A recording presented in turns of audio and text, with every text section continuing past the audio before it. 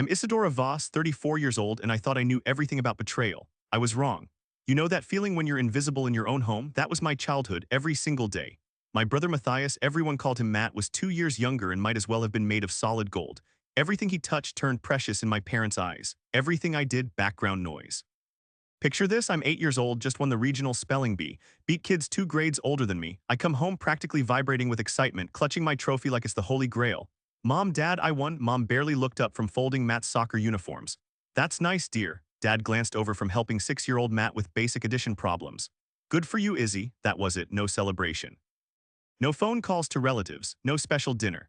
But when Matt scored his first goal in Pee Wee soccer 2 weeks later, you'd have thought he'd won the World Cup. Dad called everyone in his phone book. Mom posted 17 photos on Facebook. They threw a party, for a 6-year-old kicking a ball into a net in a league where everyone gets a trophy.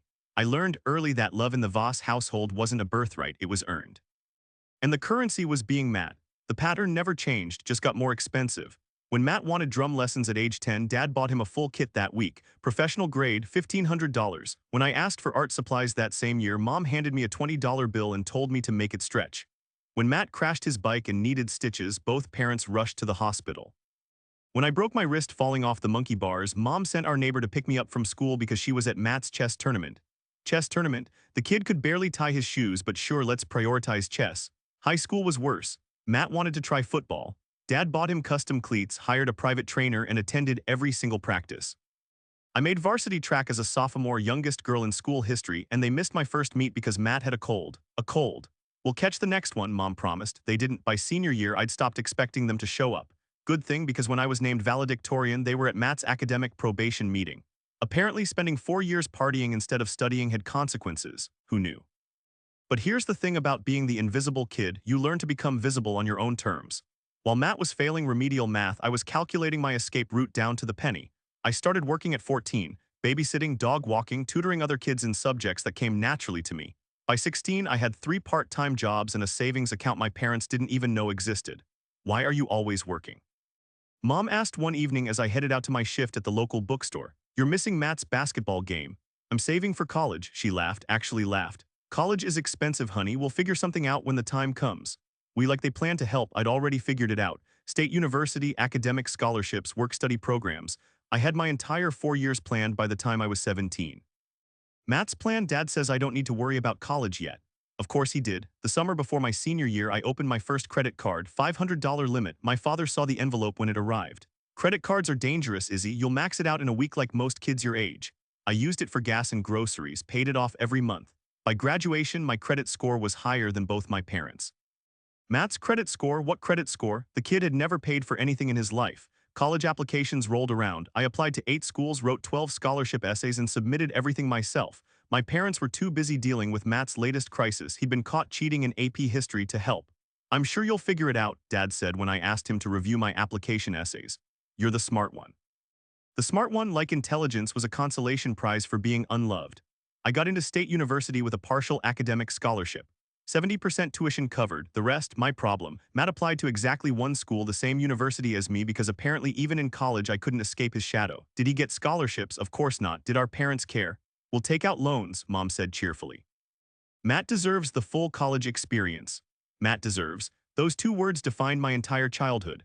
So while our parents went into debt to fund Matt's college experience, which lasted 6 years and included 3 major changes and a semester abroad that he spent getting drunk in Prague, I worked 25 hours a week on top of a full course load.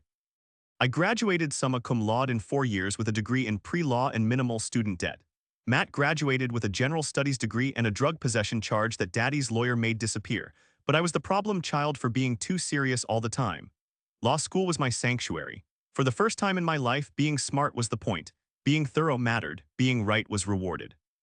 I specialized in estate law because I was fascinated by family dynamics, how wealth passed between generations, how parents chose to divide their legacies, how some families built trust that lasted centuries while others destroyed everything in a single generation. Professionally, I was studying inheritance disputes. Personally, I was processing my own family's dysfunction through legal frameworks. It was therapeutic and profitable. By my 3rd year, I was clerking at Morrison & Associates, one of Denver's most prestigious estate planning firms. The partners loved me because I understood something most young lawyers didn't. Family money brings out the worst in people. You have excellent instincts for this work, Patricia Morrison told me during my final review. You see the manipulation coming before it happens. If only she knew why. I graduated near the top of my class and was offered a position at Morrison immediately.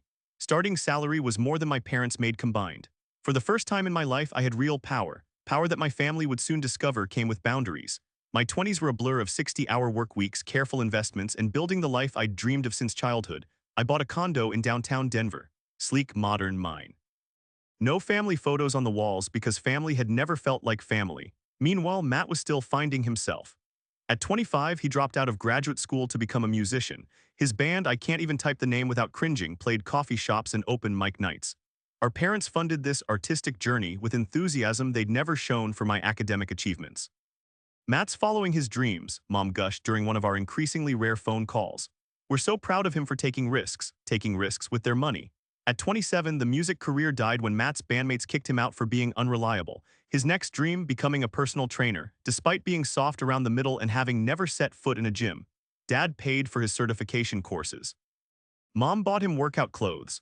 I watched from the sidelines, building my practice and wondering what it felt like to have parents who believed in you.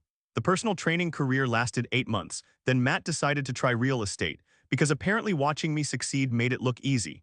That career lasted 6 months. He was too lazy to prospect for clients and too entitled to work weekends. Throughout this parade of failures, our parents remained supportive, financially supportive. Every career change came with startup costs they cheerfully covered. Every failure came with comfort and encouragement. He just hasn't found his passion yet, Dad would say. His passion was being funded. He'd found that at birth. Meanwhile, I made junior partner at 30, senior partner at 32. I was handling multi-million-dollar estates and had a reputation for being brilliant but difficult. Difficult, because I actually expected people to follow the law. In this family of enablers and entitled children, my grandmother Rose was different. She'd built a small business from nothing after my grandfather died young. She understood work, she understood sacrifice, and she understood fairness. Grandma Rose treated Matt and me equally. Equal Christmas presents, equal birthday attention, equal expectations for behavior and achievement. She was also the only family member who seemed proud of my success. You remind me of myself at your age, she'd tell me during our monthly lunches. Determined to build something that can't be taken away. I spent more time with her than anyone else in my family. She told me stories about growing up during the Depression, about working 3 jobs to keep her business afloat, about saving every penny for her children's future. Money isn't just numbers on paper, she'd say.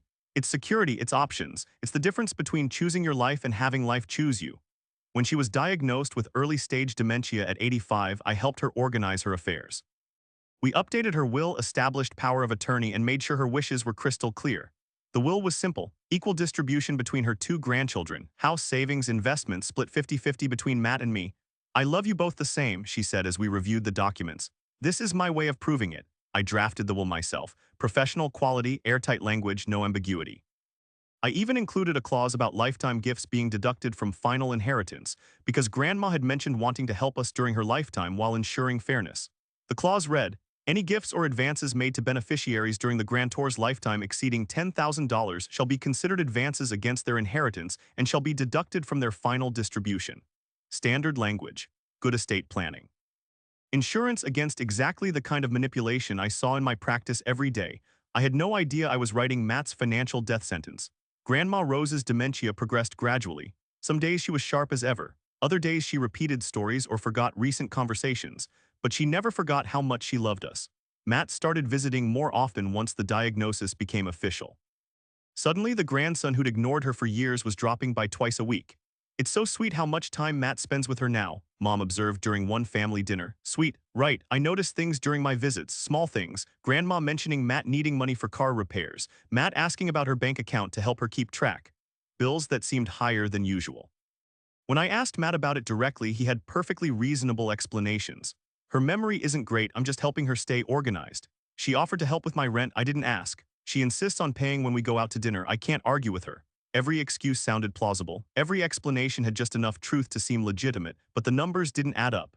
Grandma Rose had been frugal her entire life. She clipped coupons, bought generic brands, and turned off lights religiously. Her monthly expenses shouldn't have been increasing, yet according to her bank statements, which I reviewed as her power of attorney, she was spending more money than she had in decades. Maybe she's just enjoying her retirement, Matt suggested when I brought it up. She worked hard her whole life, she deserves to spend a little. A little. Over 5 years, that little added up to $85,000. I didn't discover the full extent until after she died. Grandma Rose passed peacefully in her sleep on a Tuesday morning in March. She was 89 years old and had lived independently until the end, which was exactly how she'd wanted it. The funeral was small but perfect. She'd planned every detail herself, including the music and the flowers. Even in death, she maintained control. As executor of her estate, I began the process of settling her affairs. Bank statements, investment accounts, insurance policies, all the paperwork that follows a life, that's when I found them. Canceled checks made out to Matt, dozens of them, dating back 5 years, $500 for car repairs, $1,200 for rent, $800 for emergency expenses, $2,000 for community college tuition he never used, $1,500 for a security deposit on an apartment, $3,000 for credit card debt, $2,200 for medical bills, $1,800 for car insurance, check after check after check. Each one signed in Grandma Rose's increasingly shaky handwriting, each one deposited into Matt's account within days. I sat in her empty kitchen, surrounded by 5 years of financial records, and felt something cold settle in my chest. $85,000 gone. Money she'd saved by eating soup for dinner and wearing the same winter coat for 20 years. Money she'd set aside for her grandchildren's futures. Money she'd trusted Matt to deserve. My hands were shaking as I reached for my phone. Morrison and Associates, this is Jennifer. Jennifer, it's Isadora. I need to speak with Marcus immediately. Marcus Reynolds specialized in estate litigation. Specifically, he specialized in cases where family members had taken advantage of elderly relatives. Isadora, what's wrong? You sound. Marcus, I need a legal opinion. Hypothetically, if an executor discovers that one beneficiary received substantial advances from the decedent, what's the protocol for handling distribution? Depends on the will language. Is there a clause addressing lifetime gifts? I pulled up the will on my laptop. The words I'd written myself 2 years earlier stared back at me. Yes, any gifts exceeding $10,000 are considered advances against inheritance. Then you have no choice. The advances get deducted from their final distribution. It's legally binding, even if it leaves them with almost nothing. Especially then. Isadora, what's going on? I told him everything. The canceled checks, the amounts, the 5-year pattern of manipulation. When I finished, Marcus was quiet for a long moment. $85,000, he finally said. $85,000. From an elderly woman with dementia. From my grandmother who trusted him. Isadora, this is elder financial abuse, clear cut. If you wanted to press criminal charges, I can't. She's gone, and it's family. Family doesn't excuse theft, but it complicated everything. I hung up and stared at the documents spread across Grandma Rose's kitchen table, the same table where she'd taught me to play cards, where we'd done my homework, where she'd told me stories about building her business from nothing. Matt had stolen her legacy, our legacy, and according to the will I drafted myself, he was about to pay for it. I waited 2 days before calling a family meeting. 2 days to process the betrayal, to consult with colleagues, and to prepare for what I knew would be the hardest conversation of my life. The meeting was at my parents' house, the same beige ranch where I'd grown up feeling invisible. Walking up the familiar sidewalk felt like approaching a crime scene. Matt was already there when I arrived, sprawled across the couch like he owned the place. Mom was in the kitchen making coffee. Dad was reading the newspaper, ignoring everyone. Normal Tuesday evening at the Voss house. So, Dad said without looking up from his paper, "What's this about Grandma Rose's will?" I set my briefcase on the coffee table and pulled out a thick folder. It's about money, specifically money that Matt received from Grandma over the past 5 years. Matt looked up from his phone for the first time. What are you talking about? I opened the folder and spread out copies of the canceled checks, dozens of them, all made out to Matthias Voss. The room went dead silent. Mom appeared in the doorway, coffee mug frozen halfway to her lips. "What is this?" Dad demanded. "This is 5 years of financial records showing that Matt took $85,000 from our grandmother." "I didn't take anything," Matt protested. "She gave me money when I needed help." "You needed help $85,000 worth. It wasn't all at once. No, it was worse. It was systematic. It was predatory." I picked up one of the checks. "This one is for $3,000, dated 2 weeks after her dementia diagnosis became official." "What did you need $3,000 for, Matt?" He shifted uncomfortably. "Credit card debt." "From what?" "Just living expenses." "Living expenses." I set the check down and picked up another one. "How about this one? $2,000 for community college tuition, except you never attended community college." "I was planning to." "Or this one, $1,500 for a security deposit on an apartment you never moved into because you're still living with Mom and Dad." The silence was deafening. Mom finally found her voice. "Izzy, sweetheart, I'm sure there's an explanation." "There is an explanation. Matt has been financially exploiting an elderly woman with dementia. It's called elder abuse." "That's not what happened," Matt said, but his voice lacked conviction. "Then explain it to me. Explain how you justified taking grocery money from an 87-year-old woman. She offered. She had dementia. She wasn't capable of making these kinds of financial decisions." Dad folded his newspaper with sharp, angry movements. This is ridiculous. Grandma Rose helped him because she wanted to help him. That's what families do. Families don't steal from dying relatives.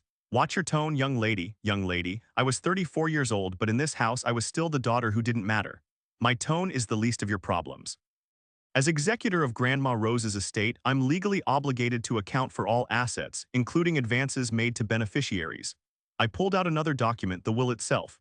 According to this document, which I drafted personally, any gifts or advances exceeding $10,000 are considered advances against inheritance. Matt's face went white. What does that mean? It means your $85,000 in gifts get deducted from your inheritance. You can't do that. I don't have a choice, it's what the will says. Mom sat down heavily in Dad's chair, but that would leave him with almost nothing. That would leave him with exactly what Grandma Rose intended after accounting for what he already received. This is vindictive, Dad accused. You're punishing Matt because you're jealous. Jealous of what? His complete inability to support himself, his track record of failure, his talent for exploitation. I'm following the law, something this family seems to struggle with. We'll contest it, Dad threatened. On what grounds? That you don't like the terms of a will your own daughter drafted according to your mother's specific instructions. You can't prove he manipulated her. I smiled for the first time all evening. Actually, I can. I pulled out another folder. Bank records, medical records, documentation I'd been gathering for the past 2 days. I have 5 years of financial records showing escalating amounts as her dementia progressed. I have medical documentation of her declining cognitive state. I have testimony from her doctors about her vulnerability to manipulation. I spread the documents across the coffee table like evidence at trial. If you want to contest this will, I'll present all of this evidence to show that Matt was systematically exploiting an elderly woman with diminished capacity. Is that really the route you want to take? The threat hung in the air like smoke. Matt looked genuinely panicked for the first time in his life. Izzy, come on, we're family. Family. The word tasted bitter. Was it family when you convinced an old woman to give you her grocery money? Was it family when you took advantage of her memory problems? Was it family when you let me work through college while you partied on her dime? I never asked her for anything. You didn't have to ask. You just had to show up looking pathetic and she'd write you a check. You knew exactly what you were doing. Mom was crying now. Real tears, not the manipulative kind she usually deployed when she wanted something. How can you do this to your own brother? I'm not doing anything to him. I'm doing something for Grandma Rose. I'm making sure her wishes are honored exactly as she wrote them. I started packing up the documents. The estate is worth approximately $200,000 after debts and expenses. Split equally, each heir should receive $100,000. Matt has already received $85,000, leaving him with a $15,000 inheritance. That's not fair, Matt protested. Fair? I laughed, but there was no humor in it. Fair would have been you getting a job instead of mooching off a dying woman. Fair would have been you contributing to her care instead of draining her savings. Fair would have been you acting like the grandson she deserved instead of the leech you became. I stood up and headed for the door. Wait, Dad called. Where are you going? To file the estate paperwork. You have 30 days to contest if you want to, but I should mention I'm not serving as executor anymore. Dead silence. What? Mom whispered. I'm petitioning the court to appoint a neutral third-party executor. Someone who won't have to listen to your guilt trips about family loyalty. Matt jumped up. You can't abandon us. Watch me. I opened the front door and paused. Oh, and Matt, that third-party executor will be a lot less sympathetic to your sob story than I am. You might want to start looking for a job. I walked out and closed the door behind me. For the first time in 34 years, I felt like I could breathe. The court appointed Rebecca Chen as the new executor within a week. She was everything I'd hoped for: meticulous, impartial, and completely immune to family drama. I've reviewed your documentation, she told me during our first meeting. This is one of the clearest cases of elder financial abuse I've seen. What happens now? Now I enforce the will exactly as written. Your brother's advances will be deducted from his inheritance. There's no wiggle room. But Rebecca's investigation went deeper than mine had. She subpoenaed 5 years of Matt's bank records, interviewed Grandma Rose's neighbors, and traced every dollar that had changed hands. What she found was worse than I'd imagined. The $85,000 I'd discovered, that was just the official number. The checks made out directly to Matt. There was more. Credit card payments made directly to Visa and MasterCard on Matt's behalf. Grocery bills charged to Grandma Rose's account when Matt was helping her shop. Restaurant meals where Matt invited friends and charged everything to Grandma's card. Gas station charges on her credit card when Matt borrowed her car. Clothing purchases at stores Matt frequented. Even vacation expenses, a weekend in Las Vegas that Matt claimed was a therapeutic trip for Grandma Rose, who'd never gambled a day in her life. The total, $112,000. $112,000 stolen from an elderly woman over 5 years. I sat in Rebecca's office staring at the spreadsheet she'd compiled, feeling sick. It gets worse, Rebecca said gently. Worse? How could it possibly get worse?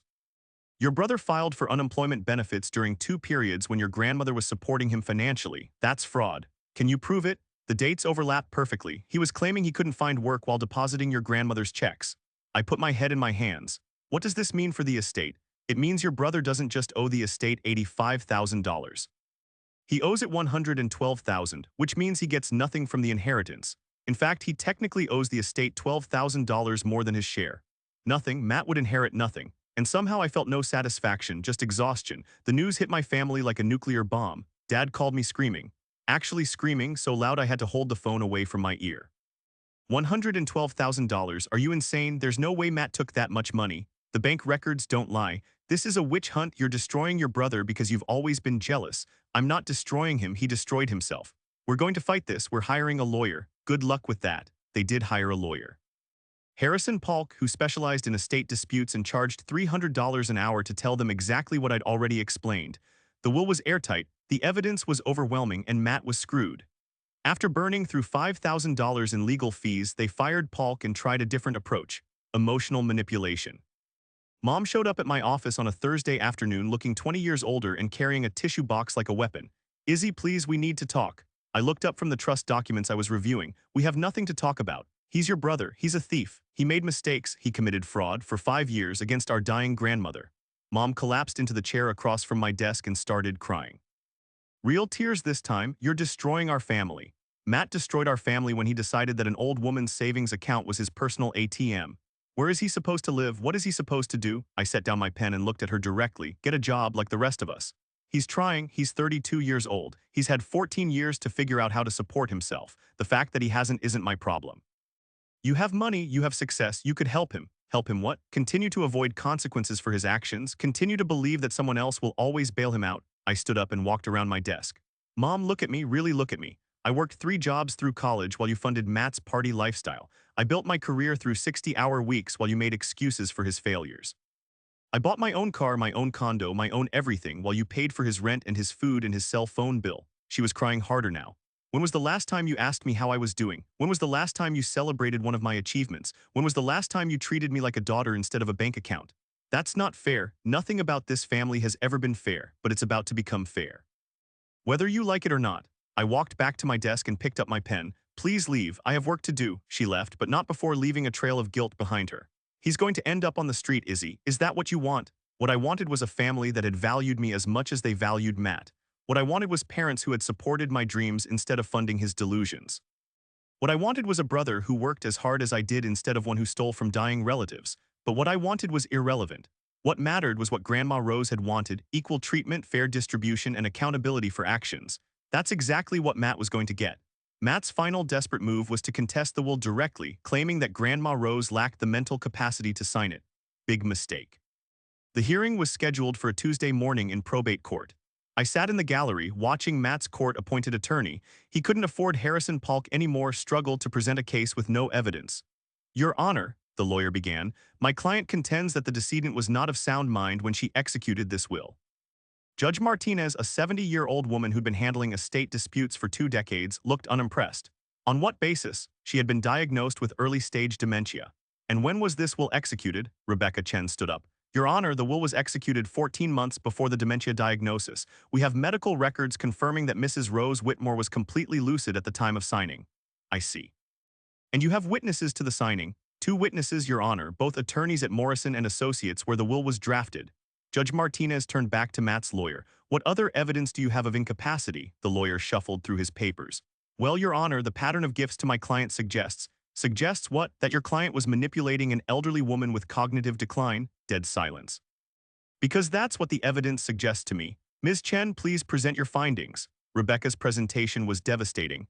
Bank records, medical documentation, witness testimony from Grandma Rose's neighbors about Matt's increased visits coinciding with her memory problems. The final nail in the coffin was a recording. "Your Honor, Mrs. Whitmore's home security system captured audio of several conversations between the decedent and the contestant. With the court's permission, I'd like to play one such recording from 6 months before her death." "Proceed." The courtroom filled with Grandma Rose's voice, weak but clear. "Maddie, I already gave you money last week." "I know, Grandma, but my car broke down. I need it fixed to get to job interviews." "How much this time?" "Just $2,000. I promise I'll pay you back when I find work." "You said that last time, sweetheart." I know, but this is different. I have a real opportunity lined up. I just need to get my car running.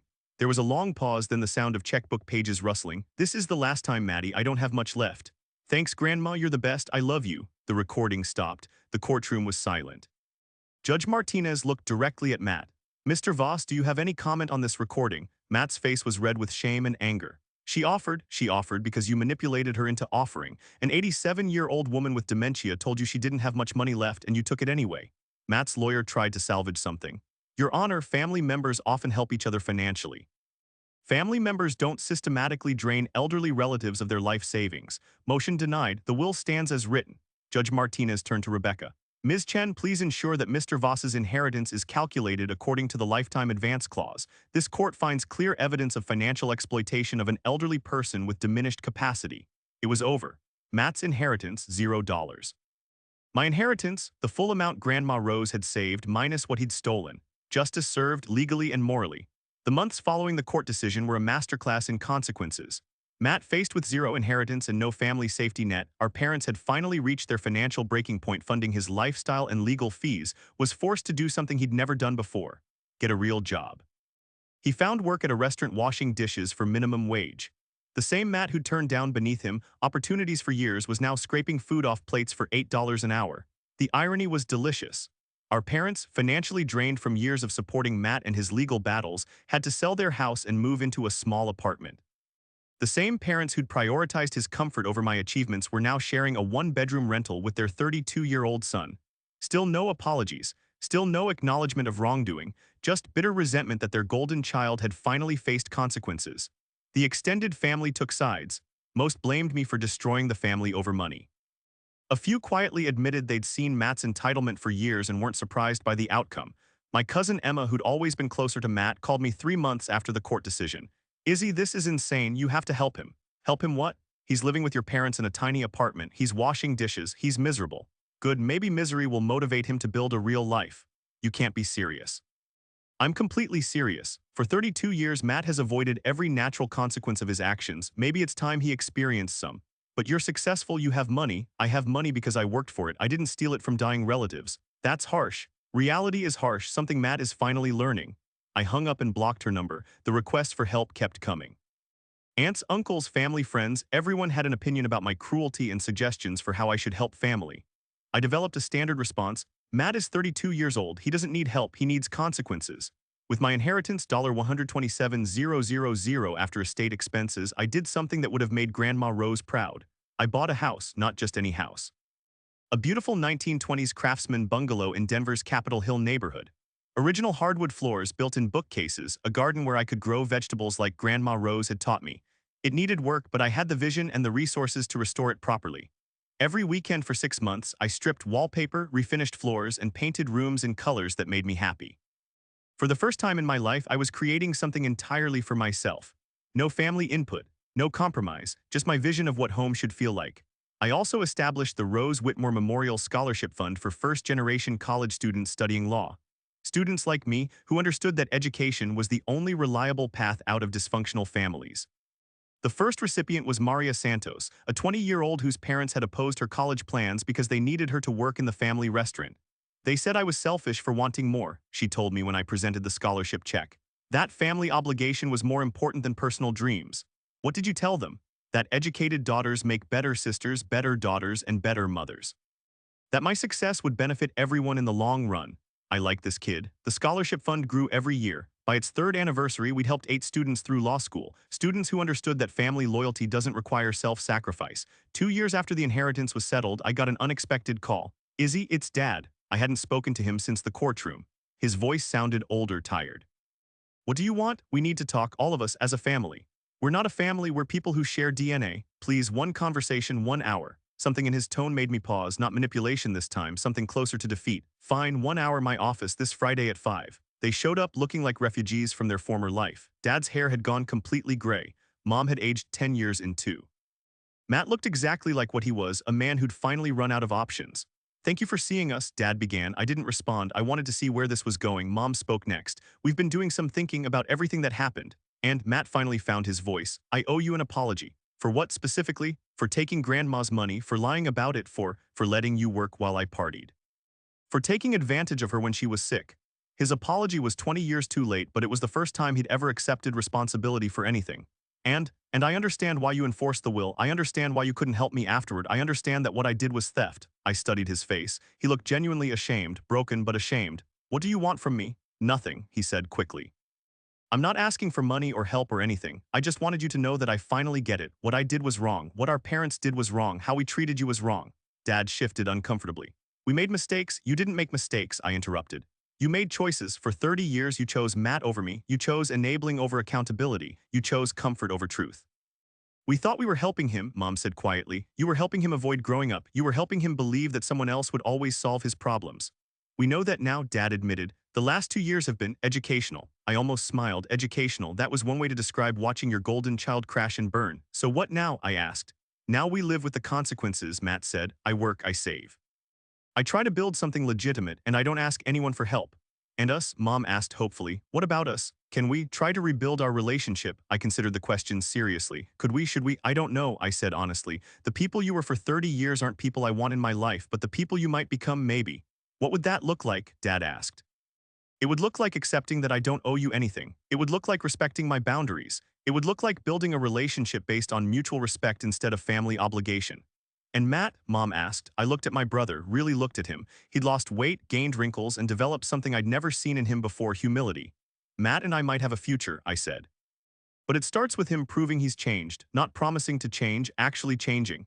How long will that take? He asked. As long as it takes. They left after exactly 1 hour, no drama, no manipulation, no guilt trips, just three people who'd finally accepted that actions have consequences. It was the most honest conversation we'd ever had. Matt kept his word. He worked his dishwashing job without complaining. He moved into his own studio apartment, tiny but his. He enrolled in community college, paying for it himself with the money he earned scraping plates. We started having coffee once a month, awkward at first but gradually more natural. He told me about his classes, his coworkers, his slow progress toward becoming a functional adult. I keep waiting for someone to rescue me, he admitted during one of our meetings. It's like this instinct I can't shake. When things get hard, my first thought is still, who can I call for money? What's your second thought? That there's no one to call, that I have to figure it out myself. How does that feel? Terrifying, but also kind of good, like I'm finally becoming real. Our parents remained cautiously hopeful. They'd learned to ask about my life instead of just asking for help. They'd learned that love without boundaries wasn't love at all. It wasn't the family I'd dreamed of as a child, but it was the family we might become with enough work and honesty. 3 years later, Matt graduated from community college and transferred to State University. He was majoring in accounting and working part-time at a firm that specialized in nonprofit organizations. I want to help organizations that actually make a difference, he explained. Like your scholarship fund. Speaking of the scholarship fund, it had grown enough to support full 4-year scholarships for 3 students annually. Our most recent recipient was a young man whose family had pressured him to drop out of college to work in their family business. They said education was selfish, he told me. That I owed them my future because they'd raised me. What did you tell them? That owing them my childhood didn't mean owing them my entire life. These kids gave me hope for the future. 4 years later, David and I were married in the garden of our house. We'd combined households and made the Craftsman bungalow truly ours. The ceremony was small, intimate, and filled with people who'd chosen to be there. Matt was there. Our parents were there, but so were my colleagues, David's family, and 3 Rose Whitmore scholars who'd become like younger sisters to me. Grandma Rose would have loved this, Matt said during his toast. She always said family was about love, not blood, and looking around this room I see nothing but love. It was the most beautiful thing he'd ever said. The Rose Whitmore Memorial Scholarship Fund celebrated its 5th anniversary with an alumni gathering. 12 graduates now, working in law firms, public defenders' offices, prosecutors' offices, and nonprofit organizations across the country. Maria, our first recipient, had been promoted to senior associate at her firm and was engaged to be married. She pulled me aside during the reception. I need to tell you something, she said. My parents finally understand why I fought so hard for my education. My success has lifted the entire family. My younger brothers are both in college now. They're proud of you. They're grateful. They finally understand that my ambition wasn't selfishness, it was vision. That night, David and I sat in our garden, surrounded by the life we'd built from the ashes of my old family dysfunction. Any regrets? He asked. None. Every difficult decision led me here, to this house, to this life, to you, to the scholarship fund, to becoming the person Grandma Rose believed I could be. If you made it this far in my story, thank you. It's been 5 years since I discovered that my brother had stolen $112,000 from our dying grandmother. 5 years since I enforced a will that left him with nothing. 5 years since I chose justice over family peace. I still practice estate law. I still help families navigate inheritance disputes. And yes, I still see versions of my story play out constantly, entitled family members who confuse love with exploitation, responsible family members who confuse loyalty with enablement. The difference is now I know which side justice is on. Last week, a woman about my age came to my office. Her sister had convinced their elderly mother to change her will, cutting her out entirely despite 30 years of caregiving while the sister lived across the country. Everyone says I should just accept it, she told me through tears. That fighting will destroy what's left of our family. I handed her tissues and asked the question that had changed my own life. What family? The one that valued your sacrifice or the one that rewards exploitation? She left my office with a litigation strategy, a referral to a therapist, and something more valuable, permission to fight for herself. That's what Grandma Rose gave me in the end. Not just money, but permission to believe I deserved better. Permission to stop sacrificing myself for people who didn't value the sacrifice. Permission to choose self-respect over family approval. Matt finished his bachelor's degree in accounting and now works for a firm that specializes in forensic accounting, specifically tracking down financial fraud. The irony is perfect. I understand how people justify theft from family members, he told me recently. Because I used to be one of them, that perspective makes me good at my job. Our relationship isn't perfect, but it's honest. We meet for coffee monthly, text occasionally, and genuinely care about each other's lives. It's not the brotherhood I dreamed of as a child, but it's the relationship we've earned as adults. Our parents have become people I can respect, if not fully trust. They've learned that love requires boundaries, that support doesn't mean enabling, and that children aren't retirement plans. David and I are planning to have children soon. Kids who will grow up knowing that family means mutual respect, not unlimited obligation. Kids who will understand that love and boundaries aren't opposites, they're partners. The scholarship fund continues to grow. This year, we're expanding to include undergraduate scholarships for students escaping family financial abuse. Because education isn't just about career preparation, it's about economic independence. And economic independence is the foundation of every other kind of freedom.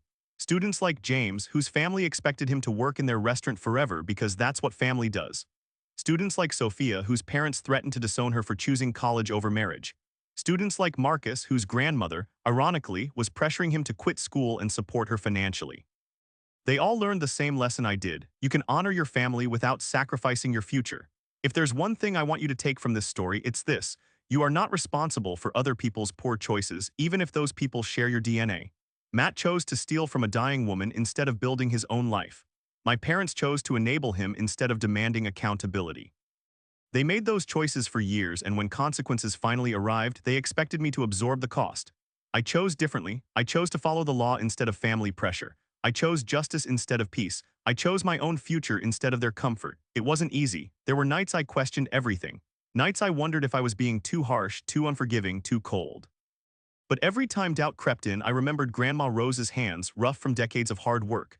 I remembered her stories about saving every penny, about building something lasting, about believing that fairness mattered more than keeping peace. She didn't save that money so Matt could avoid growing up. She saved it to give her grandchildren opportunities she'd never had. I honored that sacrifice. Matt exploited it. The universe kept score. So now I want to hear from you. Have you ever had to choose between family loyalty and doing what's right? Have you ever discovered that someone you trusted was taking advantage of your success? How did you handle it? Drop a comment below and share your story. Let me know where you're watching from. And if you're currently dealing with a family member who thinks your achievements exist to subsidize their failures, remember this. You don't have to set yourself on fire to keep them warm. Hit that subscribe button if this story resonated with you. Share it with someone who needs to hear that it's okay to demand respect from family members. And remember, sometimes the most loving thing you can do is refuse to enable someone's self-destruction. The practical daughter doesn't always have to be the one who sacrifices. Sometimes the practical daughter gets to be the one who wins.